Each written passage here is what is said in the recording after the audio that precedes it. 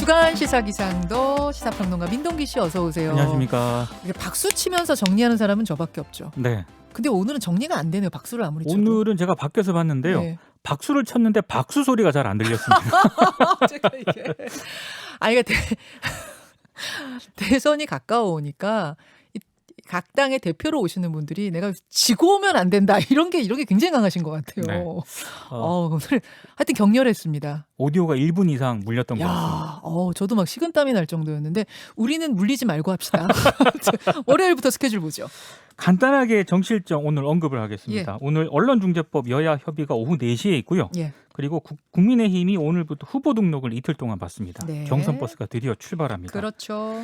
그리고 송두환 국가인권위원장 후보자 인사청문회가 오늘 열리는데요. 조금 전에 그 무료 변론으로 얘기가 나왔었던 그렇습니다. 그분입니다. 예, 뭐 여러 가지 현안들에 대해서는 입장을 밝혔는데 본인과 관련해서 몇 가지가 쟁점이 될 것 같습니다. 네. 특히 과거 2007년 헌법재판소 재판관 인사청문회 때 네. 땅 투기 의혹 지적받았거든요. 근데 해당 토지를 지금까지 처분하지 않았던 것으로 드러났습니다. 그래요. 그리고 헌법재판관 재직 당시에 임차인의 주거 안정권에 손을 들어줬던 그런 결정을 했었는데 퇴임 뒤에 또 본인이 임대인의 원리를 주장하는 그런 대형 건설사의 위헌 소송을 대리한 것으로 확인이 돼가지고요. 퇴임 뒤 변호사로서 그렇습니다. 뭐가 좀 이중적이다 이런 지적이 나올 것으로 예상이 되고 그런 있습니다. 부분이 쟁점이 될 것이다. 네. 오늘 전두환 씨 관련된 재판도 있죠. 네, 오늘 오후 2시 광주지법에서 열리는데요. 전두환 씨 측이 요청한 피고인 불출석 신청을 재판부가 허가를 했습니다. 예. 최근에 이제 병을 좀 앓고 있다는 그런 뉴스가 나오지 않았습니까? 나왔습니다. 아무래도 그런 점이 좀 고려가 된 것으로 보입니다. 그래요. 화요일로 넘어가죠. 기획재정부가 내일 2022년, 그러니까 내년도 예산안을 발표를 하는데요. 내년 정부 예산 규모가 올해에 비해서 8% 이상 증가해가지고요. 사상 처음으로 600조 원을 돌파할 것으로 예상이 되고 있습니다. 예. 아무래도 뭐 소상공인 손실 보상이라든가 백신, 방역 예산 등에 초점이 맞춰진 것으로 예상이 되고 있습니다. 그래요. 화요일에 우리 실생활에서 정말 중요한 게 챙겨야 되는 뉴스 하나 있죠. 추석 기차표 예매가 시작이 됩니다. 추석 기차표. 네.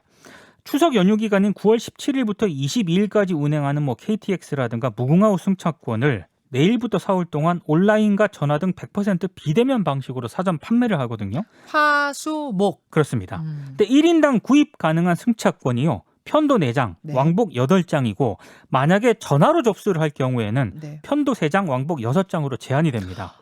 예매 인원수 제한이 있어요? 그렇습니다. 그리고 승객 간 거리 두기를 위해서요. 창측 좌석을 우선 발매하거든요. 네. 내측 좌석은 9월 중으로 판매 여부가 결정이 될 것으로 보입니다. 그래요. 화요일 더 있습니까?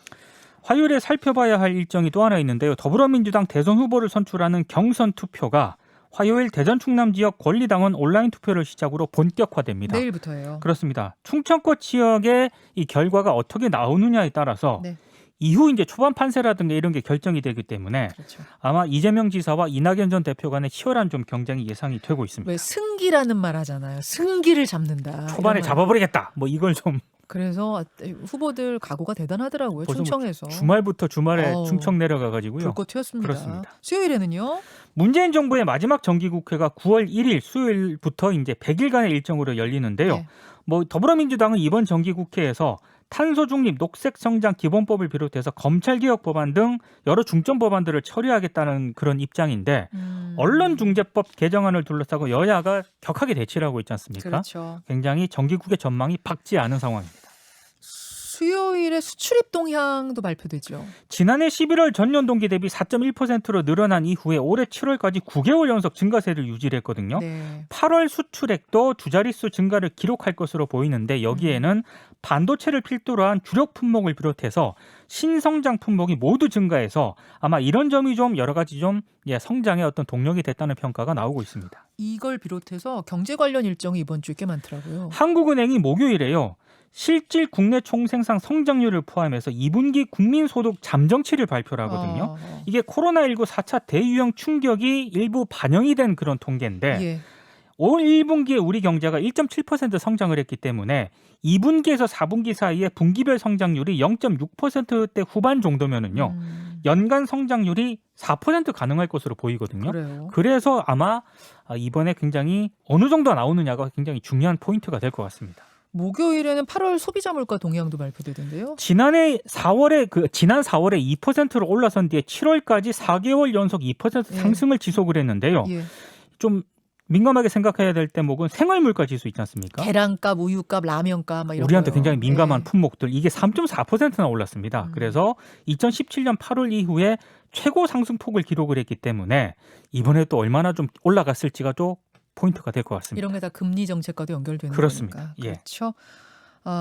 금요일에는 추석 연휴 코로나19 방역 대책을 발표한다는 거 이 중요한 스케줄까지 챙기면서 인사 나누죠. 수고하셨습니다. 고맙습니다. 김현정의 뉴스쇼는 청취자 여러분의 참여로 이루어집니다. 트위터, 페이스북, 레인보우 게시판, 그리고 단문 50원, 장문 100원의 유료 문자 샵 1212, 우물정 1212 통해 참여하실 수 있습니다. 김현정의 뉴스쇼 여러분과 함께 만듭니다.